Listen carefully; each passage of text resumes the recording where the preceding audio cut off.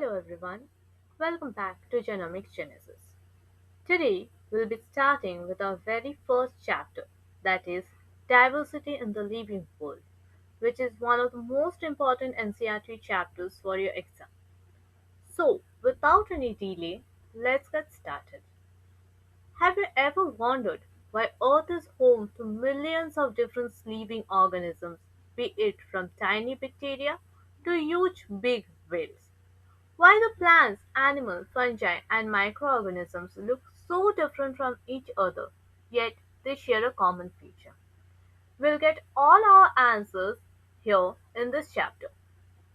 By the end of the video, you'll understand why biodiversity is, why is biodiversity important, what is the need for classification, what is systematics? What is taxonomy? What are the taxonomical hierarchies? What is binomial nomenclature?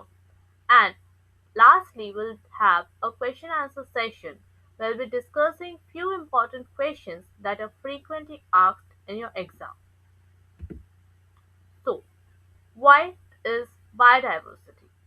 Biodiversity is the variability among living organisms from all sources, including terrestrial, marine, and other aquatic ecosystems, and the ecological complexes of which they are part.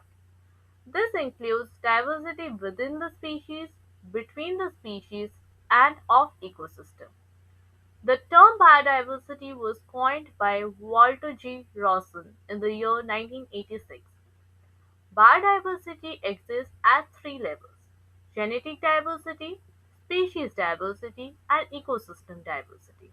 We'll discuss these three levels in details in the next slide. So, what is genetic diversity? It is nothing but variation within the same species. What is species diversity? It is a variety of species in a region. And what is ecosystem diversity? Different ecosystems like forests, deserts, oceans, etc. make up the ecosystem diversity. Now we'll see what are the importance of biodiversity. Biodiversity mainly helps in maintaining the ecological balance, helps in providing food, medicine, and raw materials, helps in the evolution and survival of the species, and loss of biodiversity can disturb the food chains and the ecosystem. Now, we'll see why there is a need for classification. Imagine trying to study millions of organisms without grouping them. Impossible, right? That's why classification is required. According to NCERT, classification helps us to identify the organisms easily, study them systematically, understand the evolutionary relationships, and avoid confusion due to the local names. Now, what is taxonomy? Taxonomy is nothing but the science of identification, nomenclature, and classification of organisms. Now let's see what is systematics. Systematics basically includes taxonomy plus evolutionary relationships. Now we'll see the taxonomical hierarchy. Here, the taxonomical hierarchy is arranged from the highest to the lowest. That is, kingdom, which is the highest taxonomical hierarchy, and species, which is the lowest taxonomical hierarchy. The kingdom, followed by phylum or division, followed by class, followed by order, then family, then genus, and then species.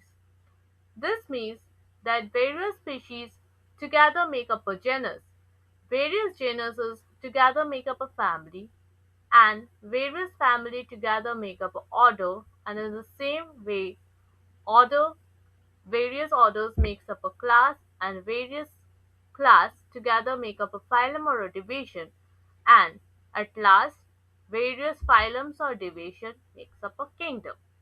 So to remember this, we'll introduce a mnemonic so that you can remember the taxonomical hierarchy from the highest order to the lowest order easily for your exam. That is, King Philip came over for good soup. Now we'll discuss about the binomial nomenclature. To avoid confusion due to different local names, scientists use binomial nomenclature. This system was given by Carolus Linnaeus. The rules are: name has two words, that is, genus and species. The genus starts with a capital letter and the species starts with a small letter. The names are italicized or underlined when handwritten.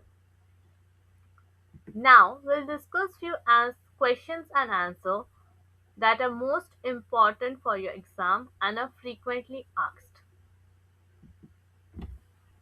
The first question is define biodiversity.